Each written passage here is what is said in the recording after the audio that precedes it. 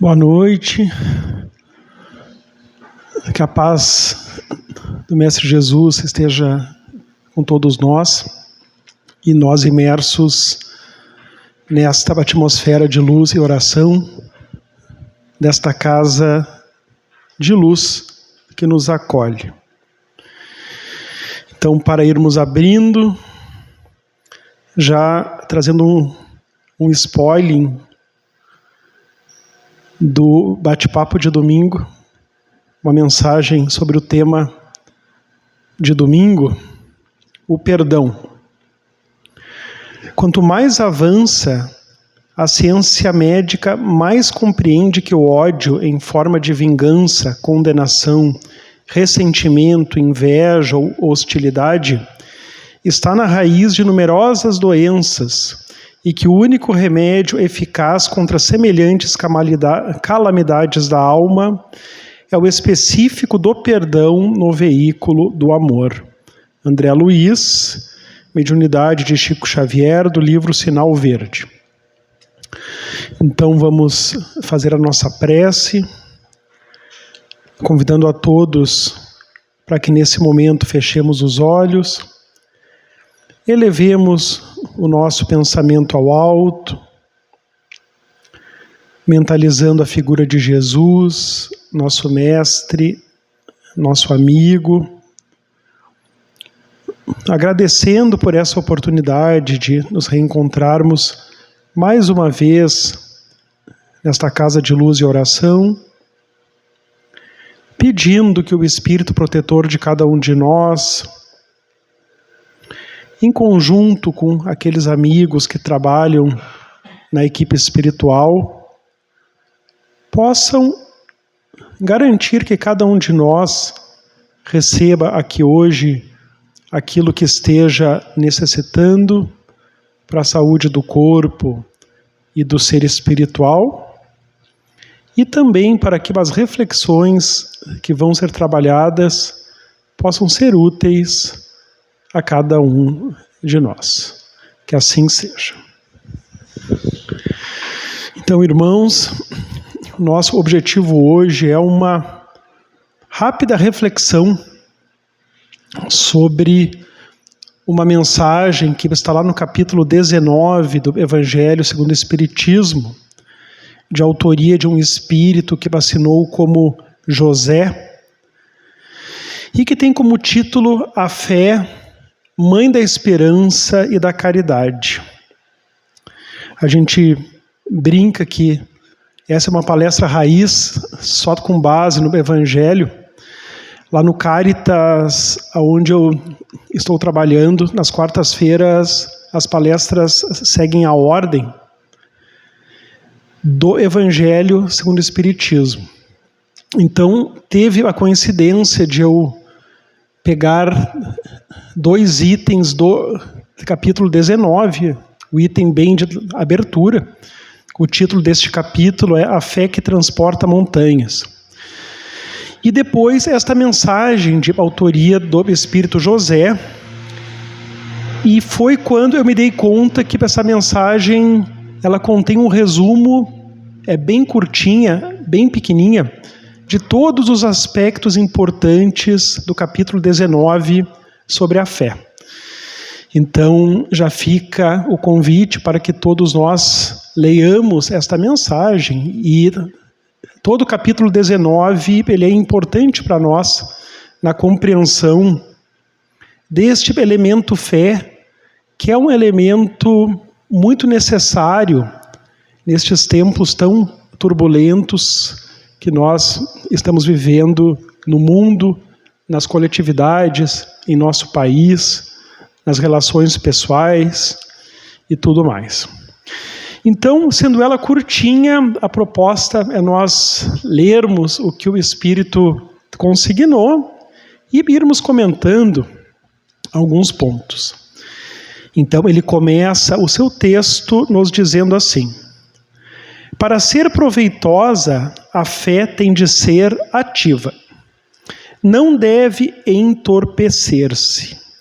Mãe de todas as virtudes que conduzem a Deus, cumpre-lhe velar atentamente pelo desenvolvimento dos filhos que gerou.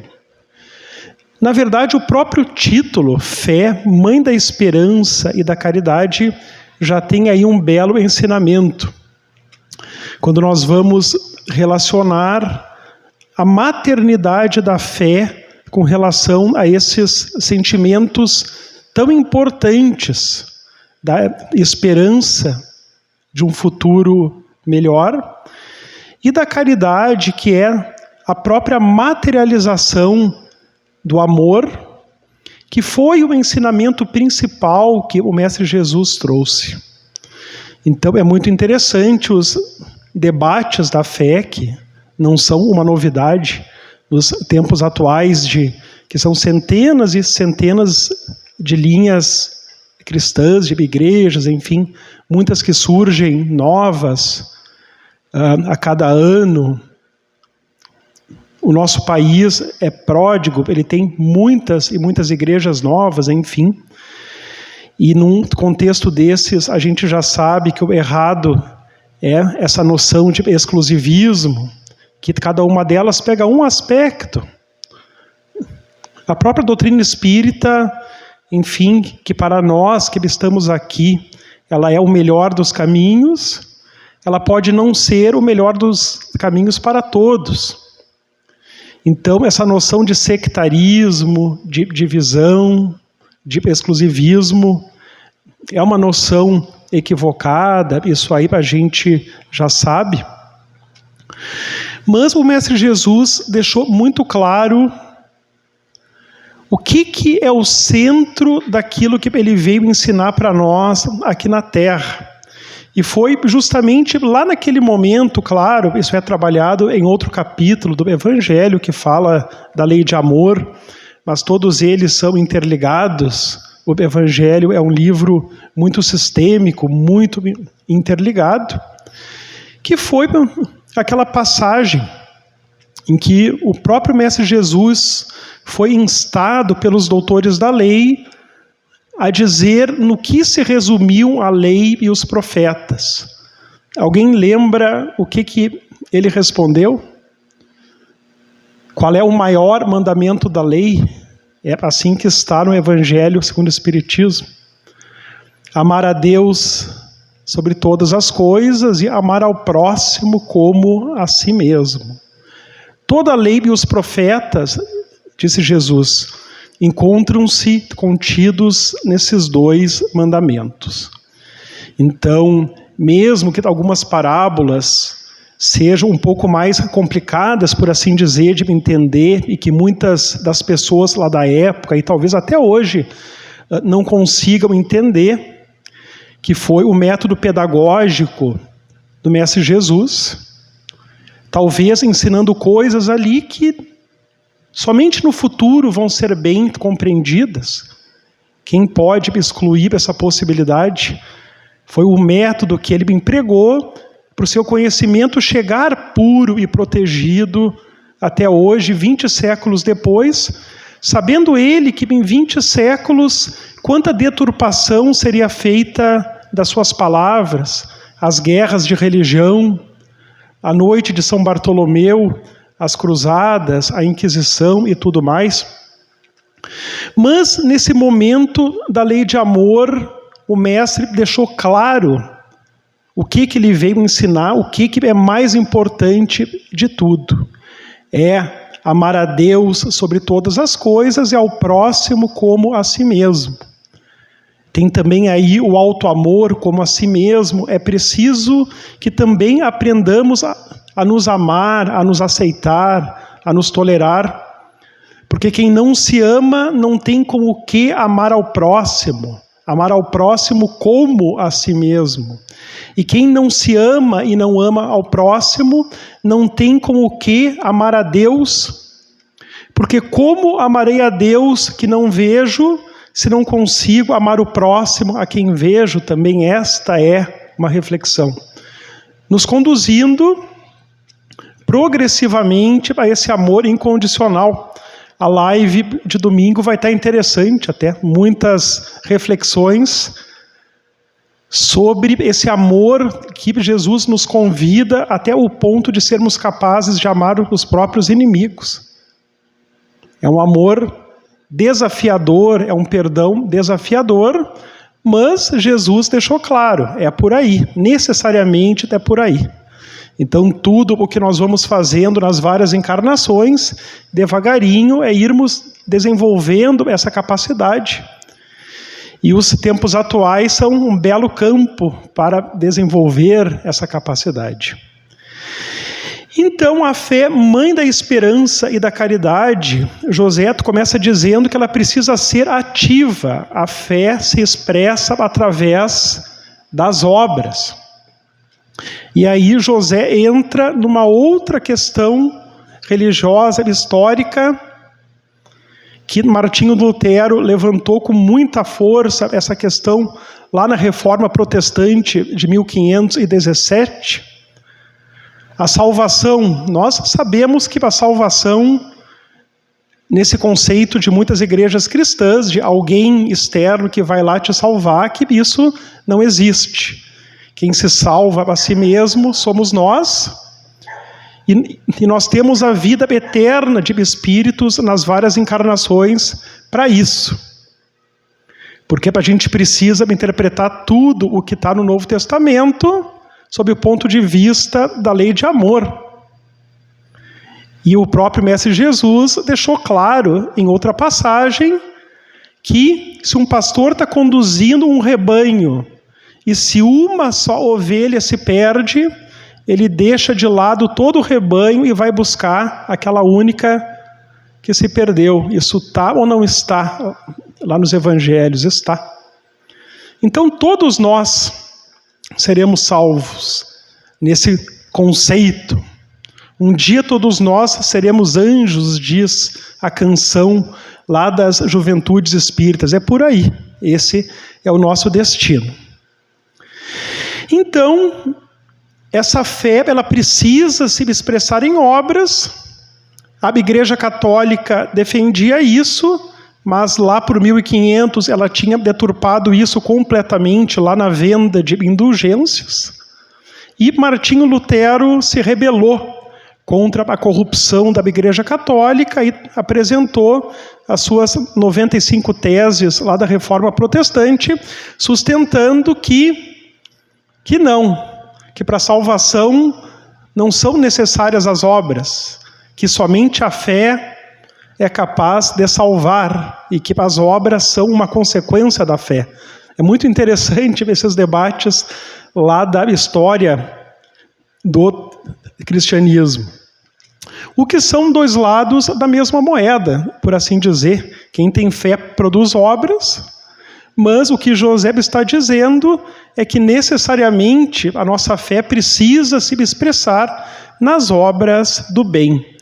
Uma fé passiva, uma fé só de templos, só de reza, né? Uma fé exclusivista, só dentro de casa, uma fé egoísta, por assim dizer, não é a fé mais adequada para nós.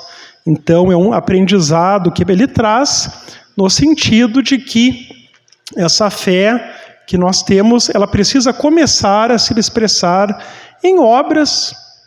E ele vai explicar um pouquinho mais embaixo exemplos disso, que essas obras que a nossa fé precisa produzir são as mais variadas possíveis.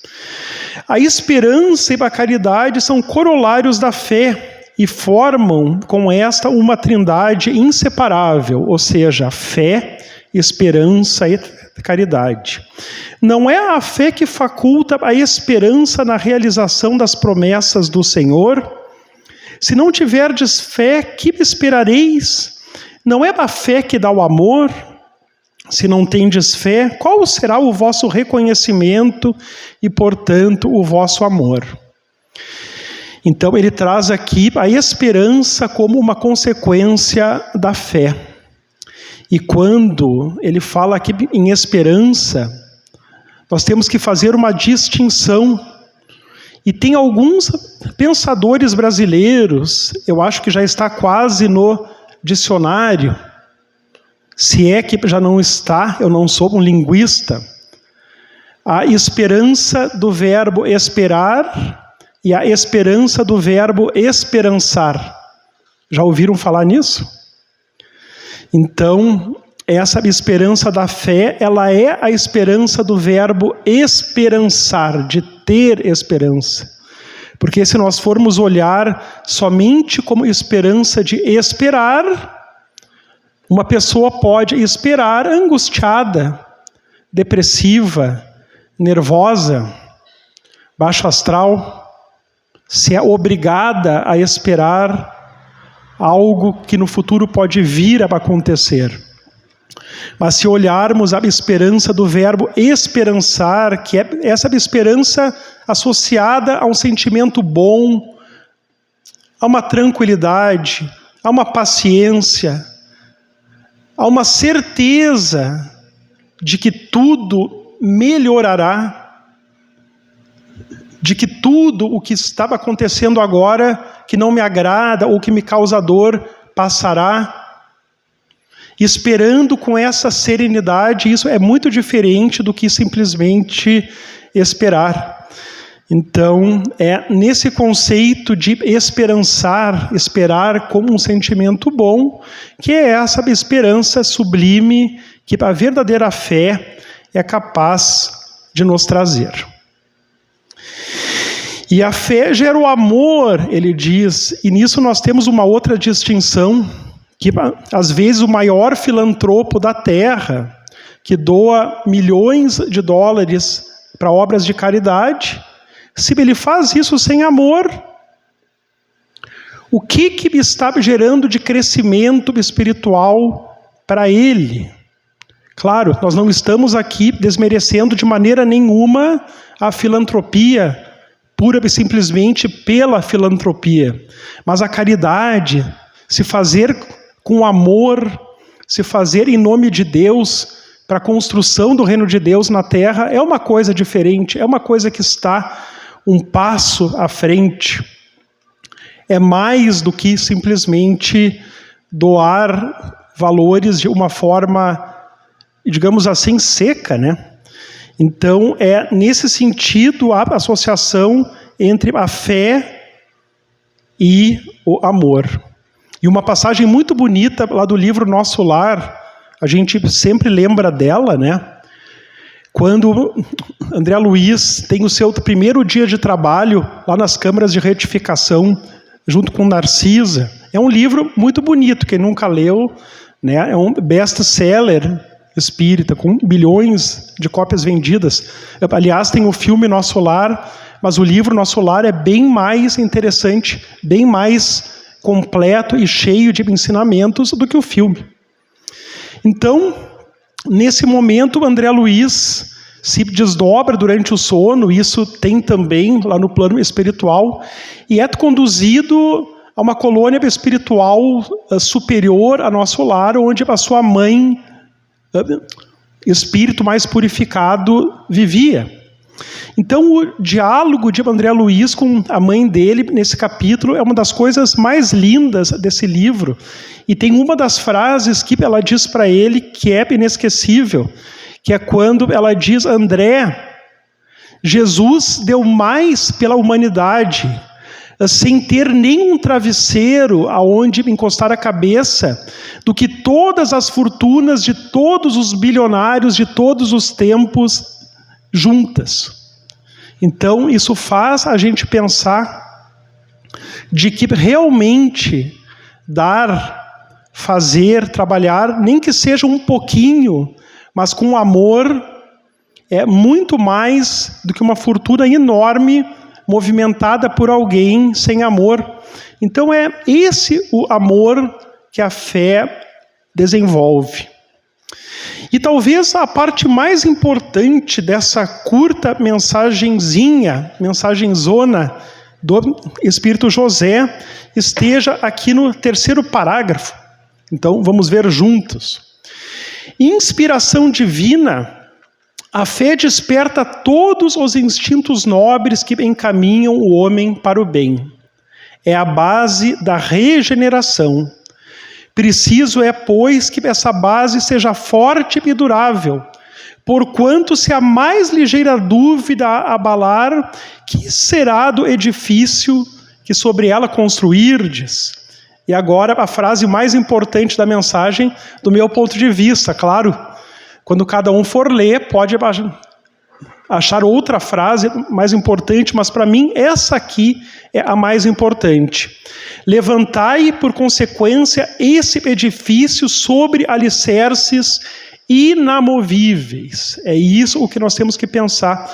O que é levantar o edifício da nossa fé sobre alicerces inamovíveis? O que significa isso? Seja mais forte a vossa fé do que os sofismas e as zombarias dos incrédulos, visto que a fé que não afronta o ridículo dos homens não é fé verdadeira. Claro, aí nós temos outro conceito. Então, como, meus amigos, nós construímos a nossa fé sobre um alicerce indestrutível? Essa é uma boa pergunta, né? Como que nós construímos a fé espírita raciocinada? Por meio do estudo. Não é uma fé que se alcança, digamos assim, num estalar de dedos, né? É uma fé que se constrói, tijolo por tijolo, pedra por pedra, pá de cimento por pá de cimento, deste alicerce indestrutível. Então, por isso que se trata tanto a importância dos estudos no Espiritismo. A palestra é um estudo? É, com certeza, né?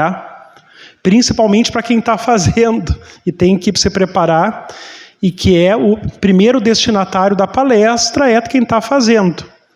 Ai de mim, vou ser muito cobrado, como todos nós somos, né, por esses ensinamentos. Mas a palestra, ela é uma espécie de aperitivinho do churrasco, uma espécie de cobertura do bolo, né? É uma partezinha para chamar a atenção, mas o estudo de verdade nós temos que produzir, ele vai além simplesmente da palestra. Claro, quem só consegue vir à palestra, se vier, está muito bom, show de bola. Mas o convite é que se vá um pouco além disso, e a sugestão nossa é que se vá por dois lados ao mesmo tempo.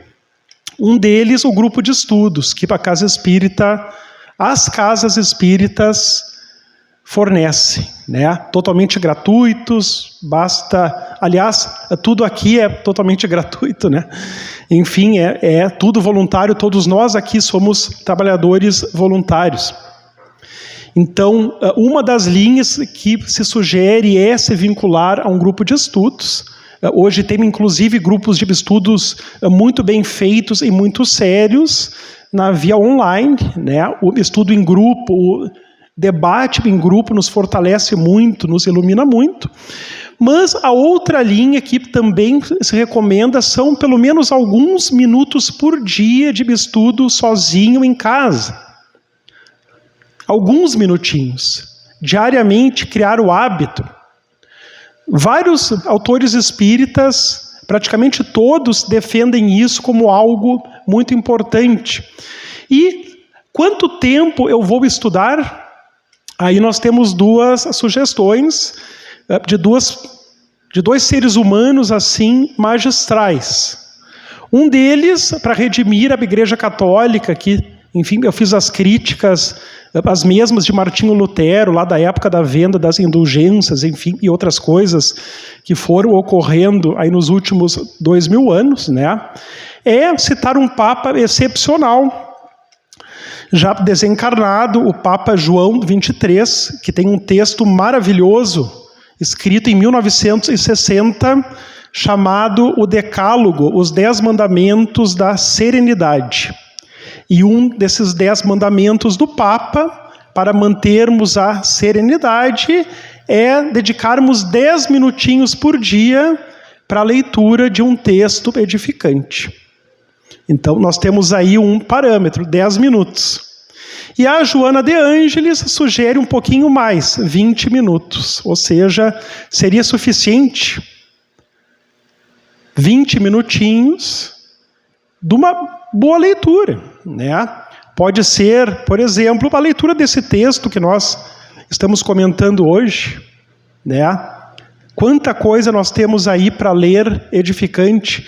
Tem um grande amigo meu, espírita lá de São Paulo, né, que estava agora redescobrindo os minutos de sabedoria do Pastorino. E as mensagens tocam tanto ele, que ele tira uma foto e coloca nos stories, e muitos dos amigos, eu inclusive, sempre que abro, estou lendo o Pastorino junto com ele. Uma paginazinha bem pequenininha que gera uma reflexão enorme. Então, essas sugestões aí para construirmos essa fé inabalável. Então, indo para, enfim, os finalmente aqui da pequena grande mensagem do Espírito José. A fé sincera é empolgante e contagiosa. Comunica-se aos que não a tinham ou mesmo não desejariam tê-la. Encontra palavras persuasivas que vão à alma, ao passo que a fé aparente usa de palavras sonoras que deixam frio e indiferente quem a escuta. Pregai pelo exemplo da vossa fé para a incutirdes nos homens. Pregai pelo exemplo das vossas obras, para lhes demonstrardes o merecimento da fé. Pregai pela vossa esperança firme, para lhes dardes a ver a confiança que fortifica e põe a criatura em condições de enfrentar todas as vicissitudes da vida. Então aqui ele fala da propagação da fé, nos lembrando algo muito importante, que a fé ela não se propaga com uma Bíblia embaixo do braço e o indicador levantado. Não é por aí, né? É o nosso trabalho, enquanto espíritas, enquanto cristãos, não é catequizar ninguém. Não é fazer o proselitismo. O que a gente quer, sinceramente, é que se tudo isso está nos beneficiando, pelo menos a mim, está muito. Agora, domingo, eu tive, pela primeira vez como plateia, retornei ao meu primeiro centro espírita, lá em Ijuí, a Sociedade Espírita de Auxílio e Fraternidade. Eu fui lá ver um amigo lá daquela época, que mora nos Estados Unidos, e que estava aí, e me organizei para conseguir chegar na sociedade. Foi maravilhoso voltar ali, naqueles mesmos bancos, onde eu entrei da primeira vez, há 25 anos atrás, pela dor. Entrei e nunca mais saí. Né? Sempre fui me encontrando lugar para seguir trabalhando. A coisa vai mudando, a gente vai trocando de cidade, o tempo vai se alterando, mas sempre ganhando muito em harmonia, tranquilidade, conhecimento nesses anos de espiritismo. Então, o que a gente quer não é fazer proselitismo, catequizar, fazer lavagem cerebral em ninguém, não. O que a gente quer é que outras pessoas possam se beneficiar de tudo isso que nós estamos há tantos anos nos beneficiando. E para a gente conseguir fazer isso, a gente precisa dar o exemplo de como tudo isso faz bem para nós, como a gente vai se renovando, se transformando para melhor, como as nossas atitudes vão se modificando para melhor nos vários ambientes em que nós estamos inseridos, para que os nossos familiares comecem a perceber como nós estamos diferentes, como não estamos mais mordendo a isca e entrando, por exemplo, em discussões, como estamos nos tornando elementos pacificadores e harmonizadores do ambiente de trabalho. Então, é isso o que precisamos prestar atenção. E eu não trouxe aqui, mas ontem eu estava lá no Caminho da Luz, deu a coincidência de eu ter feito a palestra lá ontem e hoje aqui. E ontem lá eu citei uma mensagem da Joana de Ângeles, recebida lá no ano de 2015, que foi quando eu me apavorei, porque eu fiz aquele material, eu achava que tinha sido ano passado, não. Agora em janeiro está fazendo 10 anos que eu li a primeira vez essa mensagem do Espírito Joana de Ângeles, dizendo que a nossa metamorfose, ou seja, a nossa transformação para melhor, ela chama a atenção das pessoas. E é isso, enfim, a propagação da nossa fé. Não é catequizando ninguém. E por fim, o último parágrafo do belo texto de José, quando ele lembra o aspecto raciocinado da fé espírita. Essa mensagem é uma síntese dos vários aspectos espíritas da fé. Tende, pois, a fé como o que ela contém de belo e de bom, com a sua pureza, com a sua racionalidade. Não admitais a fé sem comprovação, cega filha da cegueira. Amai a Deus, mas sabendo por que o amais. Crede nas suas promessas, mas sabendo por que acreditais nelas. Segui os nossos conselhos, mas compenetrados do fim que vos apontamos e dos meios que vos trazemos para o atingirdes.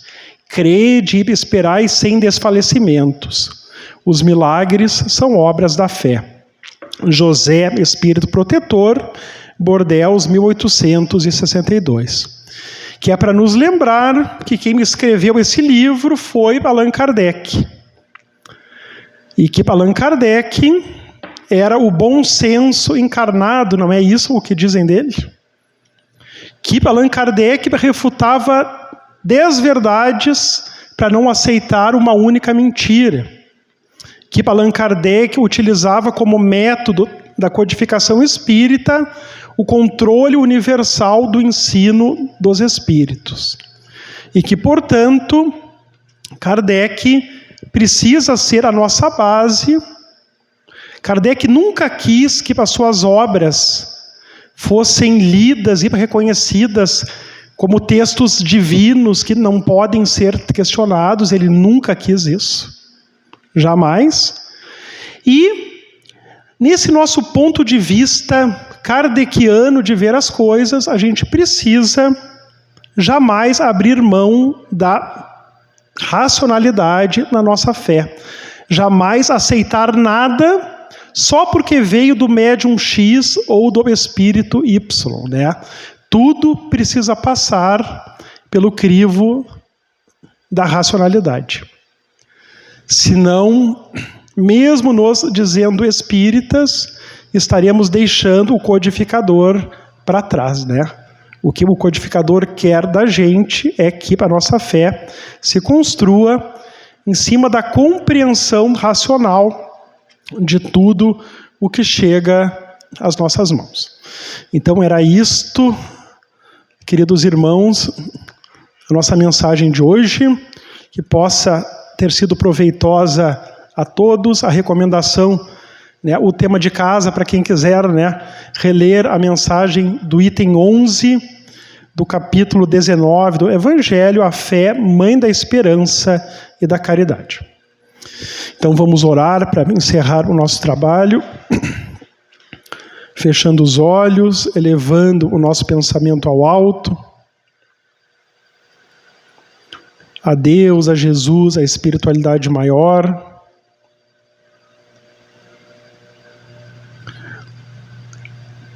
Mais uma vez, nos integrando espiritualmente com este ambiente,